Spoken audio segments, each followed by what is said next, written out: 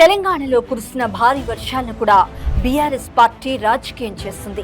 ఇలాంటి పరిస్థితులను కూడా తనకు అనుకూలంగా వాడుకోవటంలో, కుటిల రాజకీయం చేయటంలో కేటీఆర్ సిద్ధహస్తుడని నిరూపించుకుంటూ తన కుటిల బుద్ధిని బాహటంగా ప్రదర్శించారు. 10 ఏళ్ల పాటు అధికారంలో ఉండి నాడు చెరువులు, వాగులు, డ్రైనేజీ వ్యవస్థకు శాశ్వత పరిష్కారం చూపకుండా వదిలేసింది ఎవరో ఈ నీరవ్ చక్రవర్తి అప్పుడే మర్చినట్టున్నాడు. ప్రకృతి పరంగా ఏర్పడిన వైపరీత్యాలను కూడా ప్రజా ప్రభుత్వానికి ఆపాదించి అధికారం కోసం ఎలాంటి నీచానికైనా దిగజారుతాన్ని నిరూపించుకున్నాడు. హైదరాబాద్ ను లండన్, దుబాయ్లా మార్చుతాన్ని గొప్పలు చెప్పిన కేటీఆర్ 10 ఏళ్ల పాటు హైదరాబాద్ మున్సిపల్ శాఖను తన చెప్పు చేతుల్లో పెట్టుకుని ఎన్ని అవినీతి పనులకు పాల్పడ్డాడో తెలంగాణ ప్రజలకు బాగా తెలుసు. అధికారం కోల్పోగానే కాంగ్రెస్ ను విమర్శించడం ద్వారా తన పాలనలోని వైఫల్యాలను మరపించాలని ప్రయత్నిస్తున్నాడు. బీఆర్ఎస్ అధికారంలో ఉన్నప్పుడు వేల కోట్ల రూపాయల ఫండ్స్ ఖర్చు చేశామన్న హడావుడి తప్ప వాస్తవానికి ఆనాడు ప్రజలకు ఒరిగిందేమీ లేదు.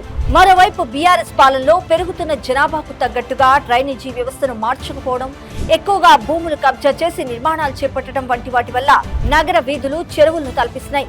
అయితే ముఖ్యమంత్రి శ్రీ రేవంత్ రెడ్డి గారి అధినాయకత్వంలో రాష్ట్ర సమస్యలకు సుదీర్ఘ పరిష్కారం చూపించే దిశగా ప్రణాళికలు రచిస్తున్నారు. నేడు ప్రజలకు సేవ చేయటమే నిజమైన నాయకత్వ లక్ష్యమని నిరూపిస్తున్నారు.